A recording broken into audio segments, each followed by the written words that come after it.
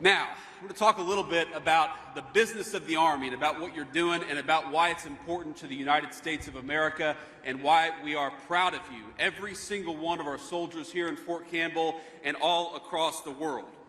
We have got some incredible guests here to honor this moment, to honor you, to say thanks to so many of you for spending time away from your families here this day before Thanksgiving. And I want to give just a few shout-outs to some of our special guests before we get started. First of all, to General Travis McIntosh and Command Sergeant Major Charles Walker, thank you guys for leading this incredible facility, and thank you for serving in the United States Army and making us proud. Where are you guys? Please stand up and be recognized. Thank you all.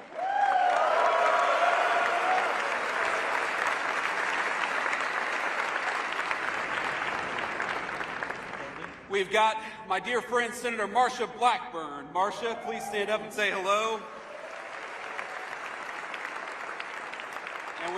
And we also have Congressman Rose. Where is Congressman Rose? Please stand up. Thank you, Congressman. It's good to see you. Now, I've got to, of course, thank my dear friend Bob Ritchie. You better know him as Kid Rock. But I want to say to my staff, I gave them one instruction, and that's that I don't have to follow a literal rock star before I give a speech. And they screwed that up the day before Thanksgiving, so every single one of them are fired.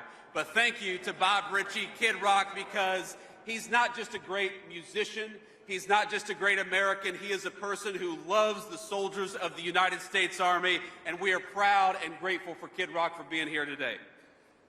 I want to take another few moments and just say thanks to Major Josh Wilcox, Master Sergeant Aaron Duhacek, Mr. Jim Parks, Major Rob Wright, and every single soldier who made it possible for me to come and visit. Now, I won't say that the weather is cooperating because it's windy as hell and it is cold, man. It is cold up here.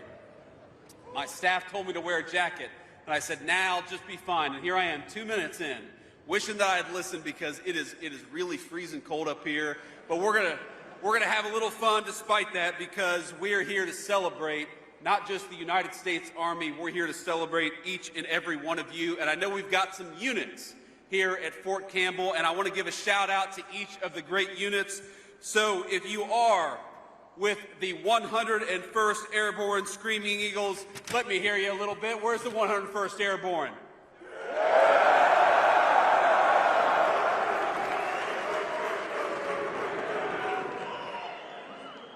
That was pretty damn good. It was pretty damn good. Let me say that the 101st Airborne is one of the proudest units in the entire United States Army for all warfighters everywhere. Everybody knows the prestige, everybody knows the professionalism, and everybody knows the greatness of the 101st Airborne. So when the nation calls on the 101st Airborne, you all execute, you make us proud, you kick the enemy's ass, and you come home safely, and that's exactly what we want our soldiers to do. We're honored. Somebody said, I agree. Thank you. I appreciate that endorsement. We're also honored to be here to welcome the men and women from the Strike and Destiny Brigades who just finished deployments in Europe and the Middle East. We're the Strike and Destiny Brigades. I want to say to those of you who are here for the first time back home in a few months, we're proud of you, we're grateful to you, and from the Vice President of the United States, welcome home. We also want to recognize the Legionnaires. Where we got some Legionnaires at?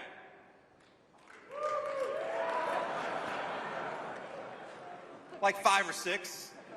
We got some Legionnaires. How about the Night Stalkers of the 160th Special Operations Aviation Regiment? We got some Night Stalkers out here? A few? Like 3. They're all working right now.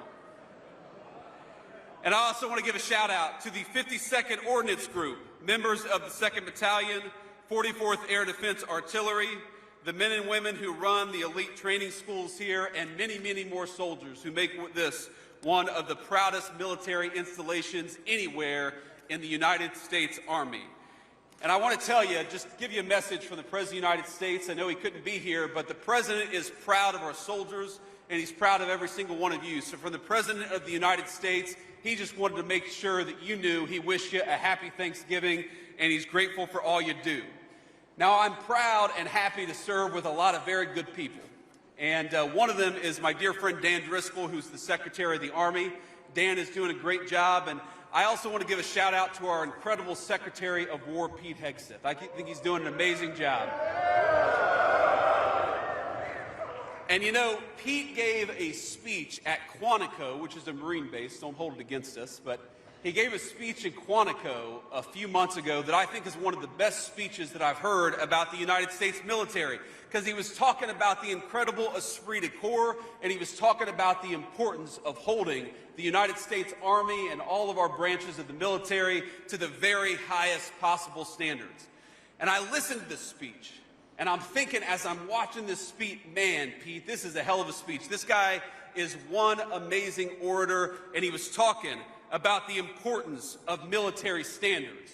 He said, and I'm going to quote here from his speech, "The new War Department golden rule is this: do unto your unit as you would have done unto your own child's unit. Would you want him serving with fat or unfit or undertrained troops, or alongside people who can't meet basic standards?" He was talking about the importance of bringing the highest standards possible to the United States Army. And I hear Pete saying that, and I'm like, hell yeah. That's exactly what we want out of the United States Army. I see a lot of you nodding your heads. And then he talks about the importance of this job and why we have to have the very best people doing this job. He says, because this job is life or death, standards must be met. And not just met at every level. We should seek to exceed the standard, to push the envelope, to compete. And this means that the War Department, first and foremost, we must restore a ruthless, dispassionate, and common sense application of standards. And I'm like, man, this is awesome. We're talking about bringing the highest standards in the world to the very best United States Army. I'm ready to run through a wall with this guy. And then Pete goes, no more beardos. I'm like, what the hell is that all about?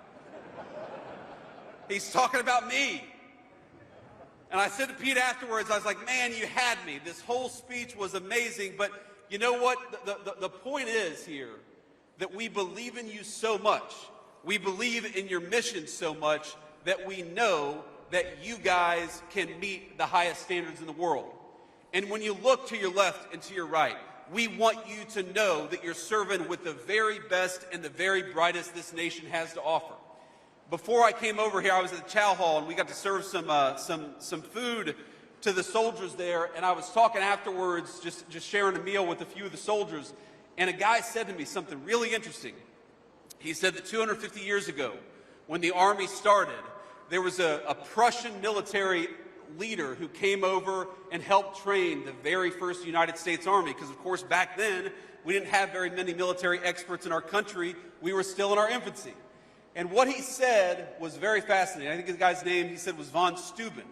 Von Steuben said that it was only the Americans who just didn't need an order, but also needed to be told why they were doing what they were doing. And I thought that was a fascinating insight to the soldiers of 250 years ago and a fascinating insight to the soldiers of today. We don't just want people who mindlessly follow orders. We want people who think, because we know that the most powerful weapon in the United States arsenal, the most powerful weapon anywhere in the world, it's not a rifle, it's not a tank, it's not a helicopter or an airplane. The most dangerous and lethal weapon anywhere in the world is a United States soldier, and we're proud of you, and we're going to stand behind you every step of the way.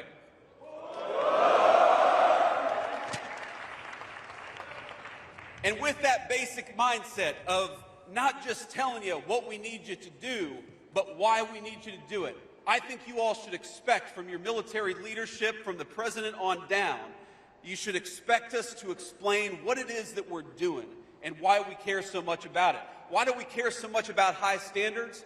Not just because we think that standards got a little lax in the last administration.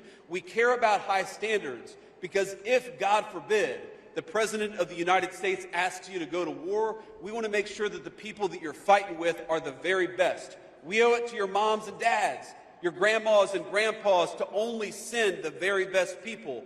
off to foreign conflicts, and that is why we care so much about